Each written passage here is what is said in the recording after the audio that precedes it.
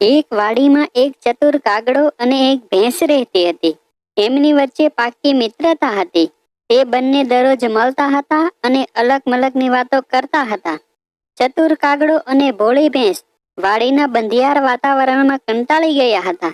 એટલે એક દિવસ સવારમાં વાડી છોડીને જંગલ તરફ ચાલવા લાગ્યા. બંને મિત્રો વાતો કરતા કરતા ચાલતા હતા અને સાંજ પડવાની તૈયારી હતી અને જંગલ પણ આવવાની તૈયારી હતી. અને આખરે તે જંગલમાં પહોંચી ગયા. તે જંગલમાં રાતવાસો કરવા માટે સુરક્ષિત જગ્યા શોધતા હતા. બંને શોધતા હતા ત્યાં કાગડાએ એક ઝાડ જોયું. તે ઝાડ એમને સલામત લાગ્યું. ત્યારે કાગડાએ ભેંસને કહ્યું, અહીં આવી જા, આ જગ્યા મને સલામત દેખાય છે. અને ભેંસ ત્યાં ચાલીને જવા લાગી અને ભેંસને પણ સલામત જગ્યા લાગી એટલે તે સૂઈ ગઈ. કાગડો અને ભેંસ બંને આરામ કરવા લાગ્યા. રાત પડી ગઈ અને શાંતિથી સૂઈ ગયા. સવાર પડી તો તેમને યાદ ન રહ્યું કે આપણે જંગલમાં છીએ. તો જોર જોરથી કાગડો બોલવા લાગ્યો, ક્રો ક્રો ક્રો. તેનાથી થોડે દૂર એક વાઘ સૂતો હતો. તે સાંભળીને જાગી ગયો. વાઘ વિચાર કરવા લાગ્યો, આજે તો બહુ સુંદર સ્વાદિષ્ટ ભોજન કરવા મળશે. વાઘ તો બહુ ખુશ થઈ ગયો. તે જલ્દીથી તે ઝાડ પાસે ચાલવા લાગ્યો અને કાગડો અને ભેંસ હતી ત્યાં પહોંચી ગયો. બંનેને જોઈને વાઘ બોલ્યો, કાગડાભાઈ, તમારું સ્વાગત છે આ જંગલમાં. આજ તો મારું પેટ ભરાઈ જશે. તમને ખાઈને મને ખૂબ આનંદ મળશે. કાગડો તો ખૂબ ચતુર હતો. વાઘને કહેવા લાગ્યો, વાઘભાઈ, તમે મને ખાશો, પણ એક મનમાં વિચાર આવે છે. વાઘે કહ્યું, તો કહો, શું વિચાર આવે છે? ચતુર કાગડાએ કહ્યું કે મને તમે ખાશો તો તમારું પેટ કેમ ભરાશે? હું તો ખૂબ જ નાનો છું. વાઘને સમજાઈ ગયું, એ પણ સાચી વાત છે.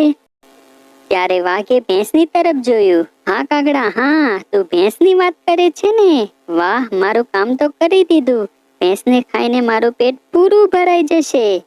આમ કહી અને વાઘ તો ભેંસ તરફ ચાલવા લાગ્યો. એને પાસે આવી અને ભેંસને મારવા લાગ્યો.